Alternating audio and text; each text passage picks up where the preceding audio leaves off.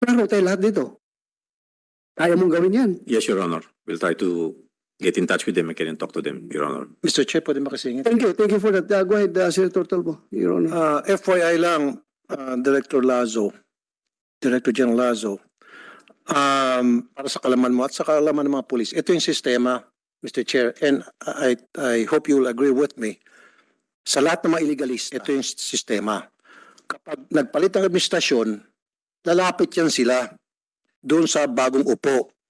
Sir, ito po yung dating kalakaran. Ito po yung pwede maibigay namin sa inyo. At ito po yung dapat in-expect namin na maibigay ninyo.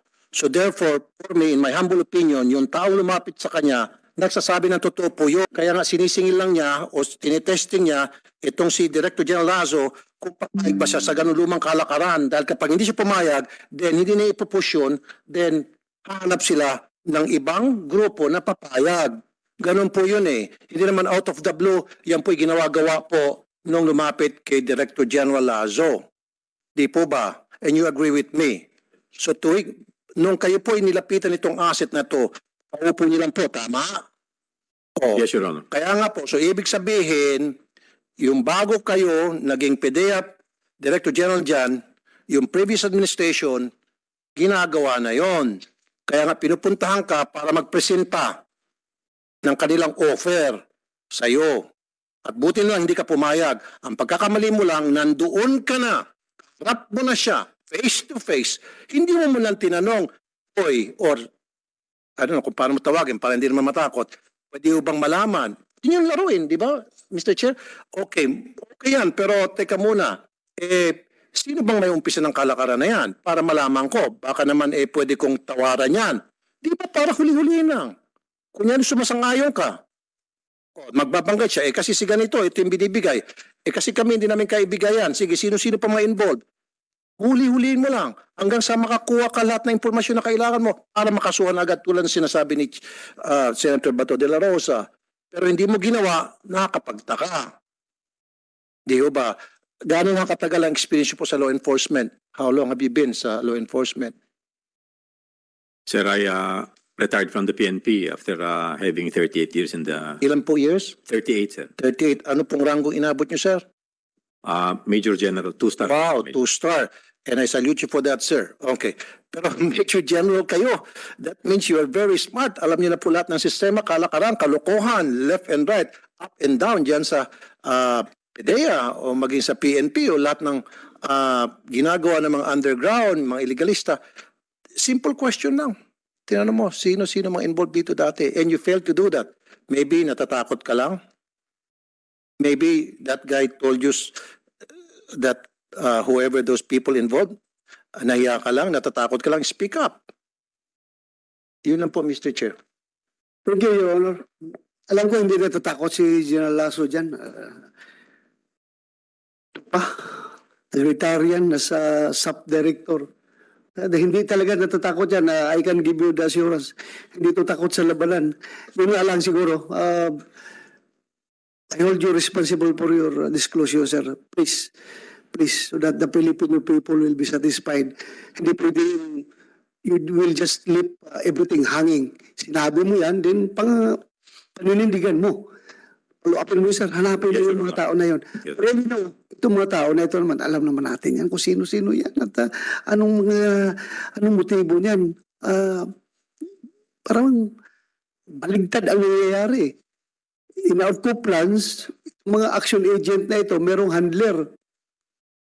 Ang nangyayari, yung handler na police o PDEA agent, sila lang hinahandle nitong mga action agent na sila sunod-sunuran. Itong gusto namin, mag-demand kami 30%. Take it or leave it. Sabi naman ng handler, sige, gawin natin yan. Basta makaka-accomplish lang kami. Baka gano'n na nangyayari. Baligtad nangyari. Ang agent, action agent ngayon, ang nagiging handler. Yung handler ay sunod-sunuran na ng mga ahinte na yan. So, ito nga, klaruin natin. Sabi niya, kalakaran na yan, matagal na. How long, sir? Hindi mo tinanong? No, sir. Ang exact question, sir, is yan ang kalakaran. Kalakaran, okay. Speaking of kalakaran, we'll ask yung pinalitan mo na PDEA Director, Wilkes Villanueva. Ito ba'y kalakaran ninyo sa panahon ninyo noon?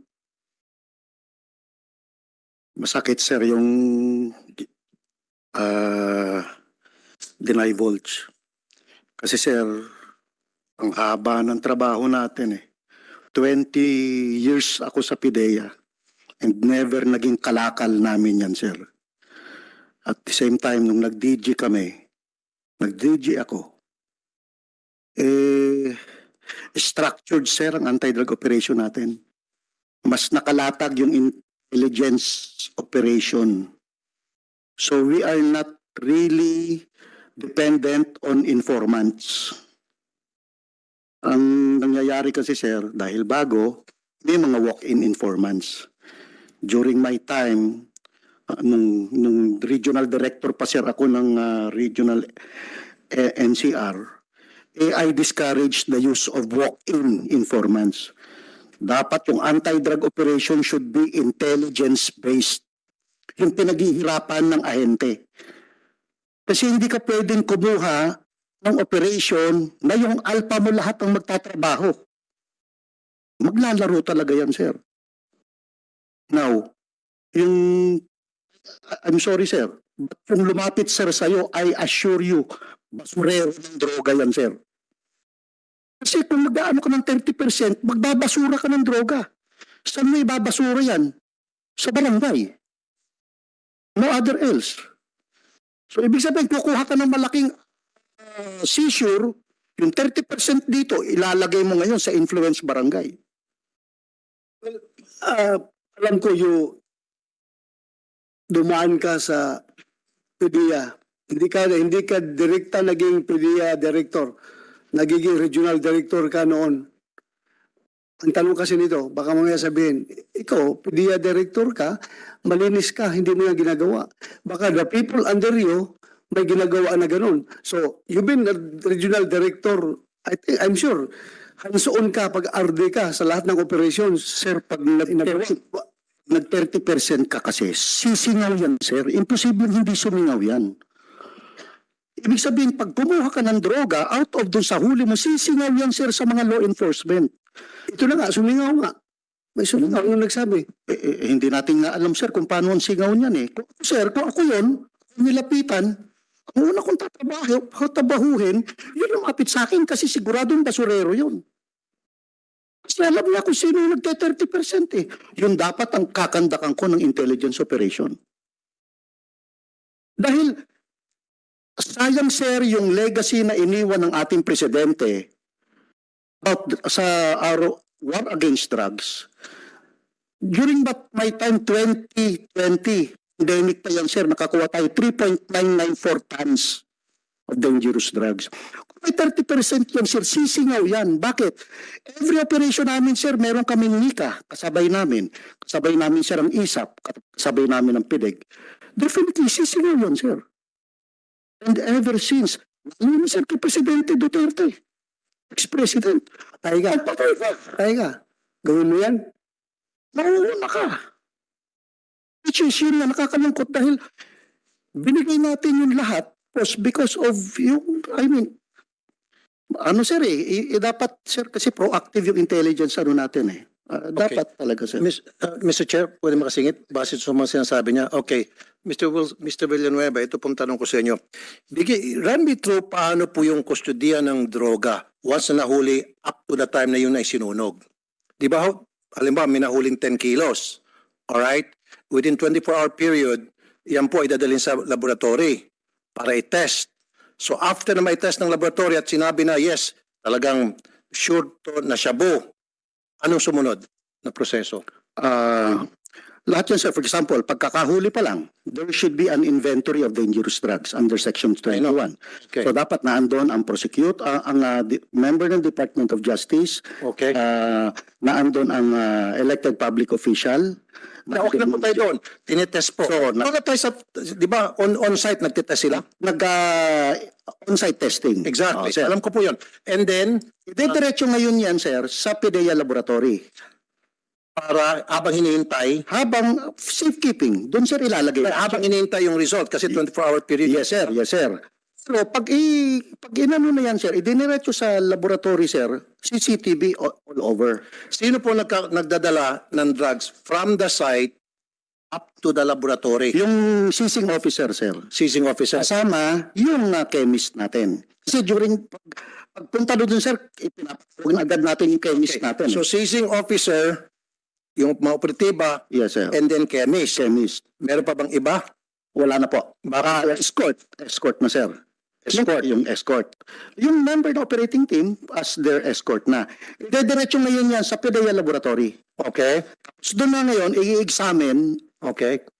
dangerous drugs hanggang sa makuha, sir, yung result. Kaya after 24 hours, di ba Yes, yung sir. requirement? Ano yung result? Yung nakuha na ng result, ipapasok na ngayon yan, sir, sa vault, sa evidence room natin. Okay. Yung evidence room, sir, tatlong padlock nun, sir. Okay. At merong biometrics. Okay. So, ibig sabihin, tatlong tao ang kailangan para mabuksan yung vault.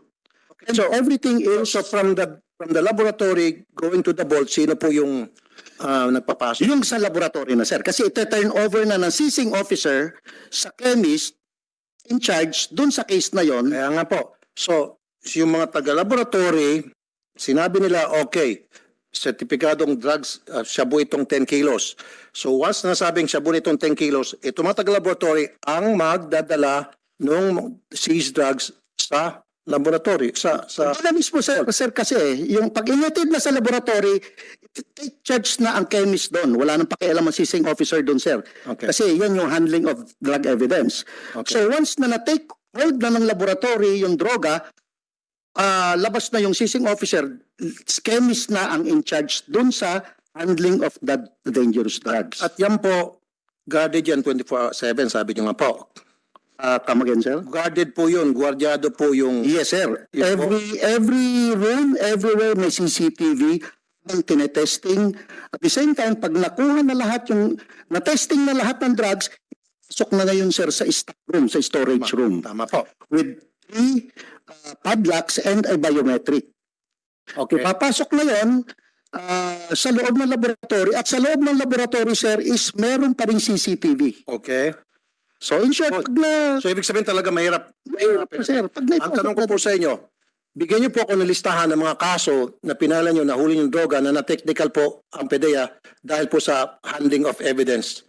Ilan po ang mga kaso na kung saan na-dismiss yung case against those? No, sir, I don't have I need. But they can provide Data you. for that. The PDEA can provide you with the... Balita po, may mga insidente na nate-technical po ang PDEA dahil nga po sa handling of evidence. Nate-technical po ang PDEA dahil po yung mga operatiba hindi po umaten sa mga kaso. So I need data for those. Yes, sir. We can course through Thank you. the Director General, sir. Yeah, Your Honor, maybe the PDEA can provide that report. Yes, I mean, sorry. we Director will Lasso, submit, Your Honor. even for the PNP, Yes,